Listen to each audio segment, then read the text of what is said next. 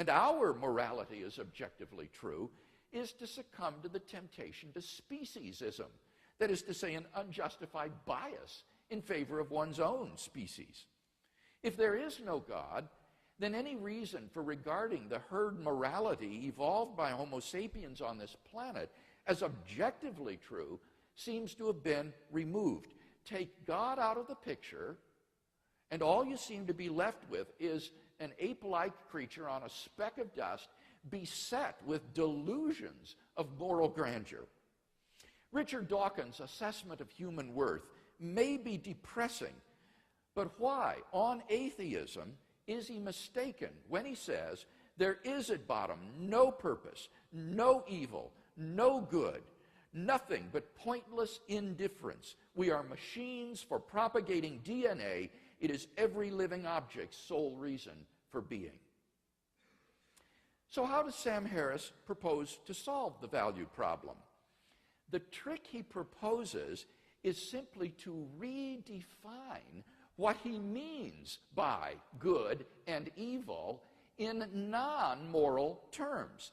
He says we should define good as that which supports the well-being of conscious creatures. So, he says, questions about values are really questions about the well-being of conscious creatures.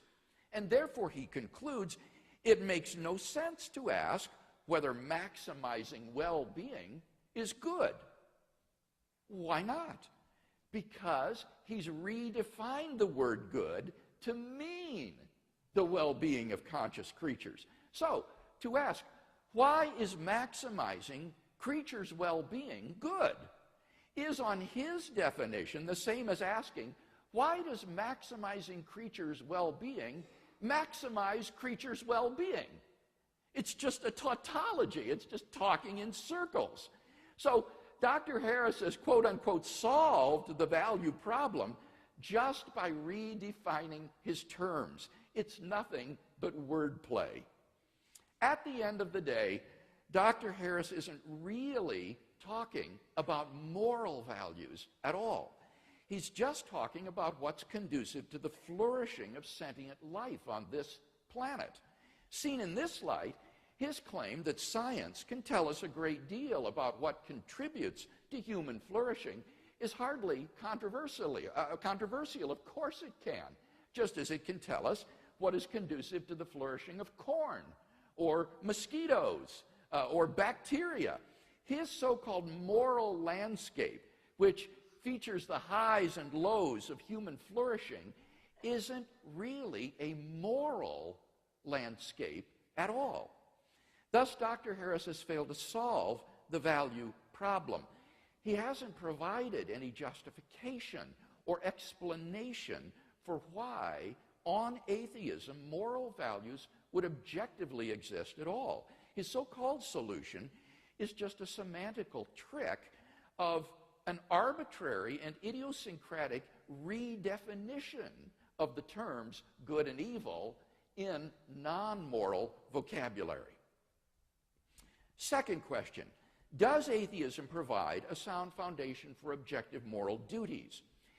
Duty has to do with moral obligation or prohibition, what I ought or ought not to do.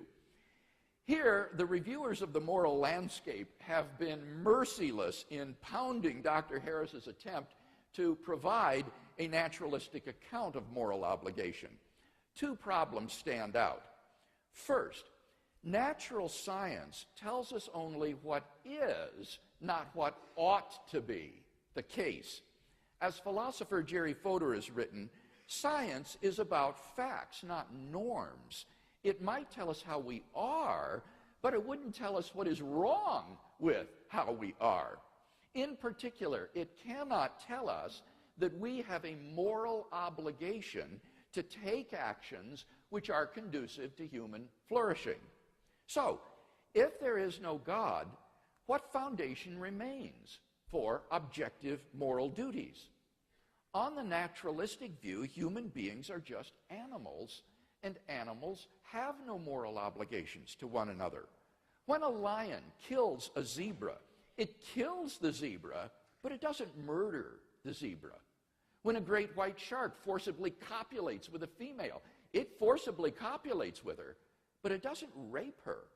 For none of these actions is forbidden or obligatory. There is no moral dimension to these actions. So if God does not exist, why think we have any moral obligations to do anything? Who or what imposes these obligations upon us? Where did they come from? It's very hard to see why they would be anything more than a subjective impression ingrained into us by societal and parental conditioning. On the atheistic view, certain actions such as rape and incest may not be biologically and socially advantageous, and so in the course of human development have become taboo, that is, socially unacceptable behavior. But that does absolutely nothing to prove that such acts are really wrong. Such behavior goes on all the time in the animal kingdom. On the atheistic view, the rapist who chooses to flout the herd morality is doing nothing more serious than acting unfashionably, the moral equivalent, if you will, of Lady Gaga. If there is no moral lawgiver, then there is no objective moral law. And if there is no objective moral law, then we have no objective moral duties. Thus, Dr. Harris's view lacks any source for objective moral duty. Second problem, ought implies can. A person is not morally responsible for an action which he is unable to avoid. For example, if somebody shoves you into another person, you're not responsible for bumping into him. You had no choice.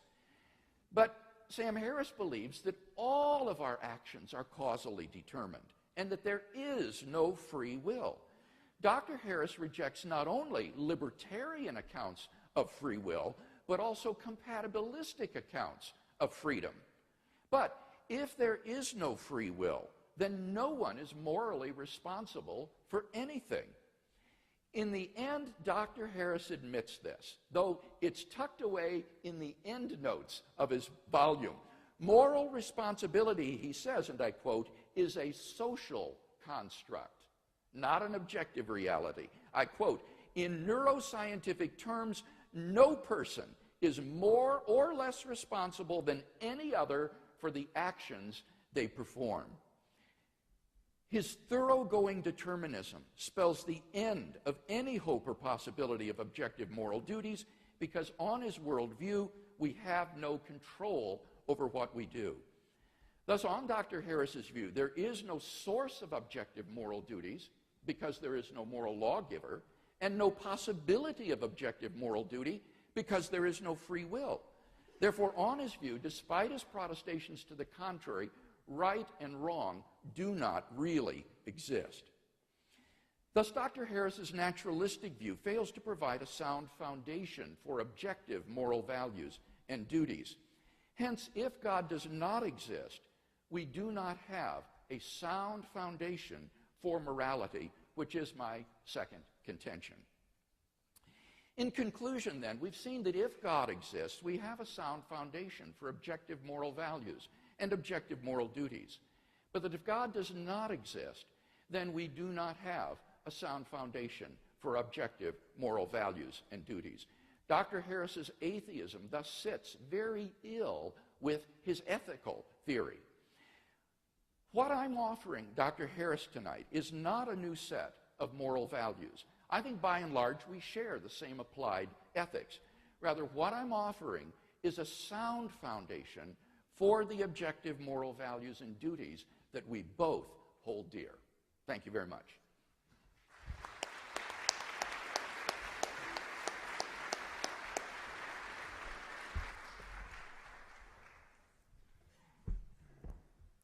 Dr. Harris now has 20 minutes. Timekeeper, are you ready?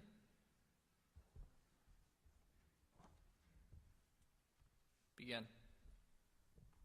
Well, first let me say it's an honor to be here at Notre Dame, and I'm very happy to be debating Dr. Craig, the one Christian apologist who seems to have put the fear of God into many of my fellow atheists.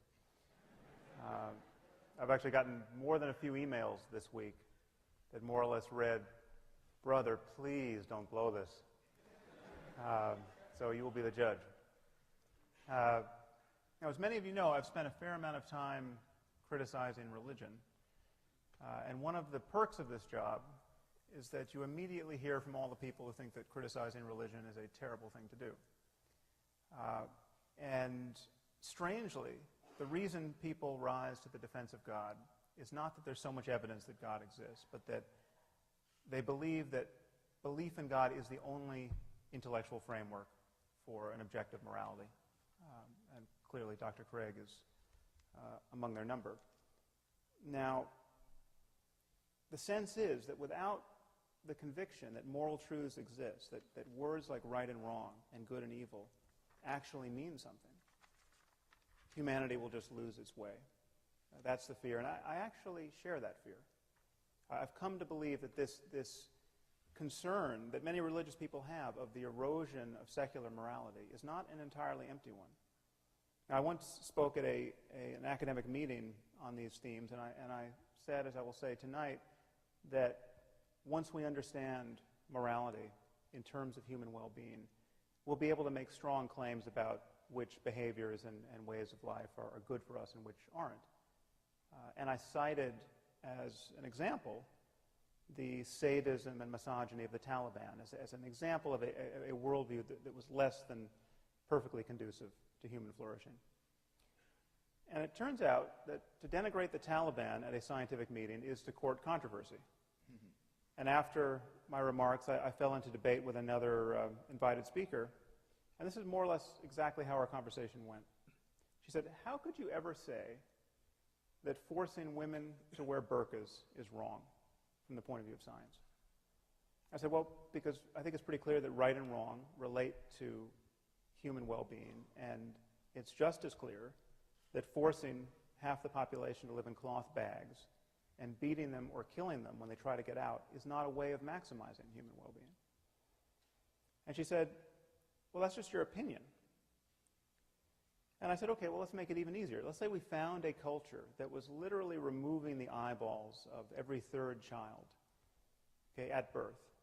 Would you then agree that we had found a culture that was not perfectly maximizing human well-being? And she said it would depend on why they were doing it. So after my eyebrows returned from the back of my head, I said, okay, well, let's say they're doing it for religious reasons. Let's say they have a scripture which says every third should walk in darkness, or some such nonsense. And then she said, well, then you could never say that they were wrong. Okay, and so you should know, I was talking to someone who has a deep background in science and philosophy. She's actually since been appointed to the President's Council on Bioethics. She's one of 13 people advising President Obama on all of the ethical implications of advances in medicine and related science and technology. And she had just delivered a perfectly lucid lecture on the moral implications of neuroscience for the courts. And she was especially concerned that we could be subjecting captured terrorists to lie detection neuroimaging technology. And she viewed this as really an unconscionable violation of cognitive liberty. So on the one hand, her moral scruples were very finely calibrated to recoil from the slightest perceived misstep in ethical terms in our war on terror. And yet she was quite willing to forgive some primitive culture its fondness for removing the eyeballs of children in its religious rituals. And she seemed to me quite terrifyingly detached from the very real suffering of millions of women in Afghanistan at this moment. So I see this double standard as a problem.